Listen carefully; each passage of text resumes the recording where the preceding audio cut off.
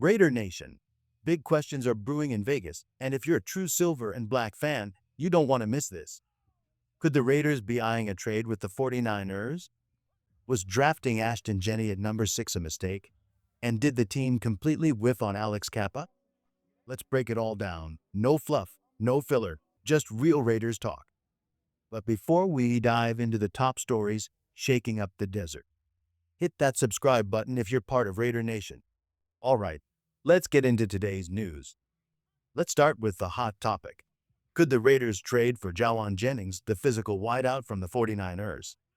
With Vegas looking for more depth behind Devontae Adams and Jakobi Meyers, Jennings could be a sneaky good addition, a reliable target in the slot, and a proven red zone threat.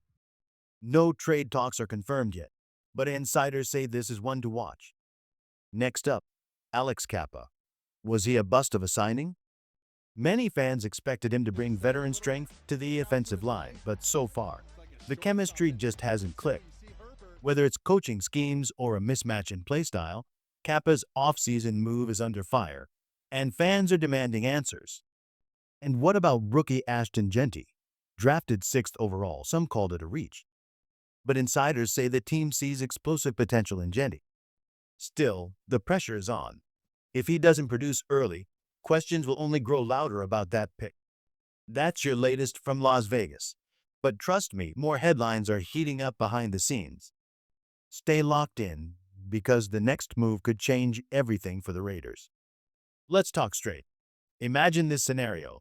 A player races down a highway at over 100 miles per hour, crashes into a family's vehicle, then grabs his personal belongings from the trunk and vanishes from the scene.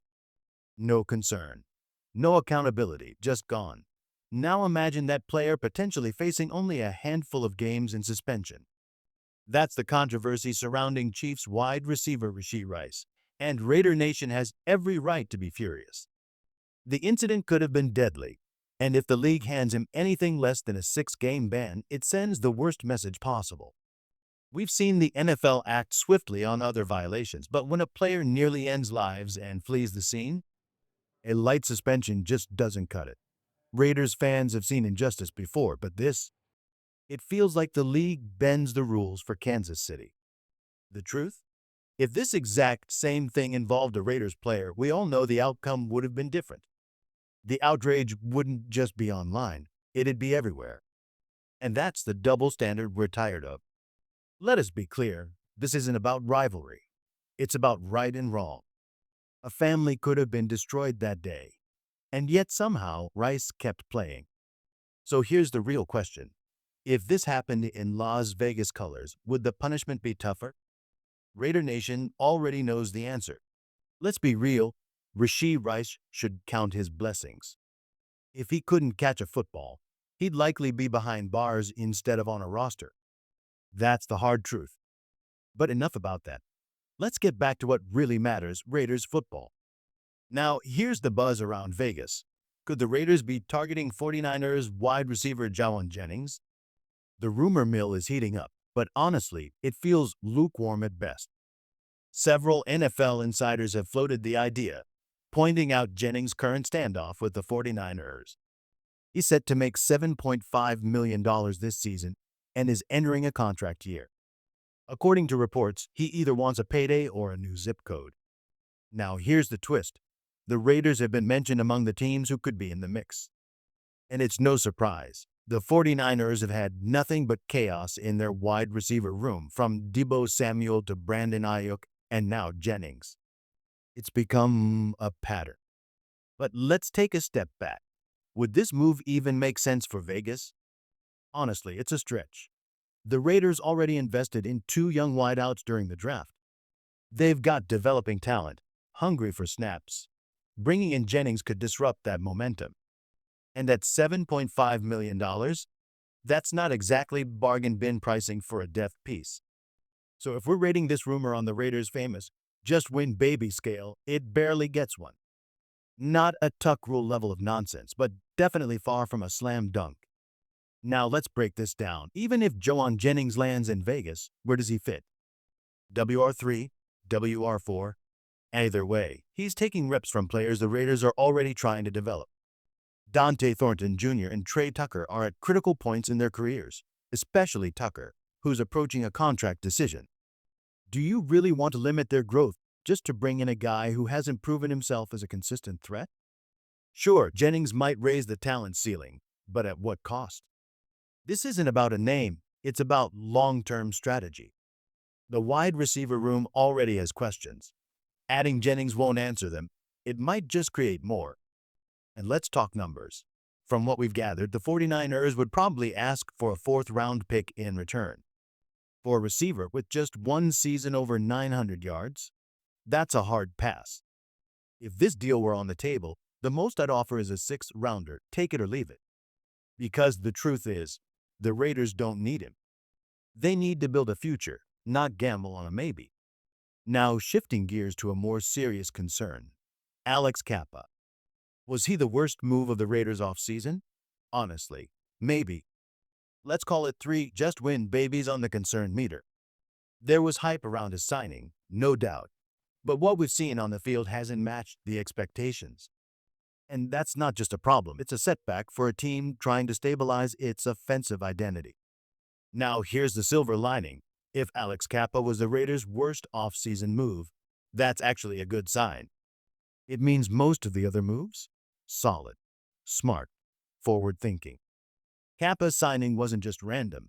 He has ties to new GM Tom Telesco, not Spitch, as previously stated, and there's familiarity from their time in Tampa Bay. Back then, Kappa showed real promise, a gritty, reliable guard who helped anchor the Bucs' offensive line. But let's be honest, the last 2 seasons in Cincinnati weren't great. His play dipped, and questions started flying. So when the Raiders brought him in, it raised some eyebrows. Even so, this isn't a high-stakes gamble. A 2-year, $11 million deal in today's NFL is manageable. And if Kappa returns to form, that's a win. One X factor to watch, Jackson Powers Johnson. If the rookie center shines, it might help elevate Kappa's performance. Chemistry on the line matters, and having a strong presence next to him could help unlock the version of Kappa Vegas hoped for. So yeah, maybe Kappa was the least exciting addition. But if that's the bottom of the list, this was actually a strong offseason for the Raiders. Coming up now, ESPN just took a swing at the Raiders over the Ashton Jeanty pick. And honestly, their take is flat-out clueless.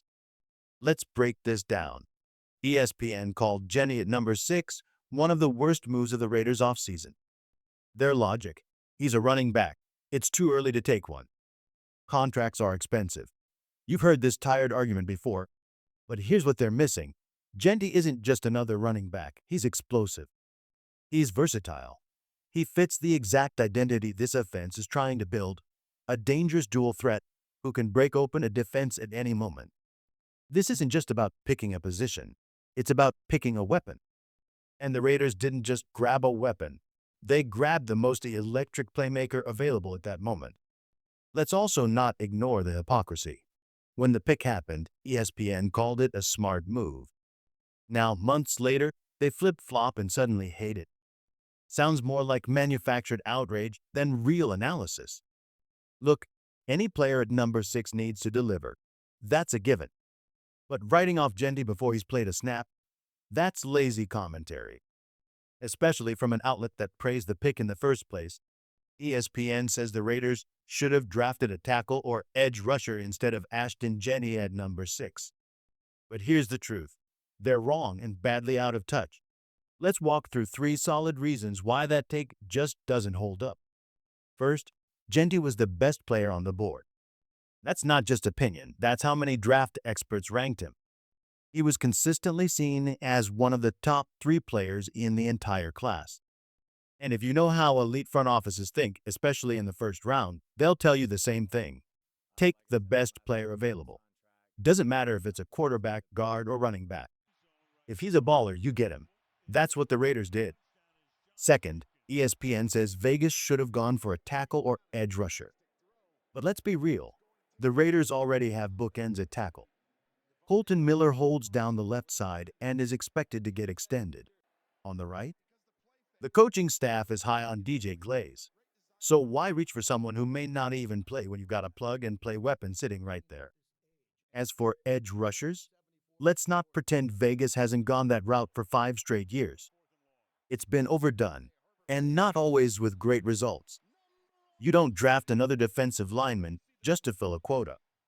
You take someone who can actually shift the balance of a game.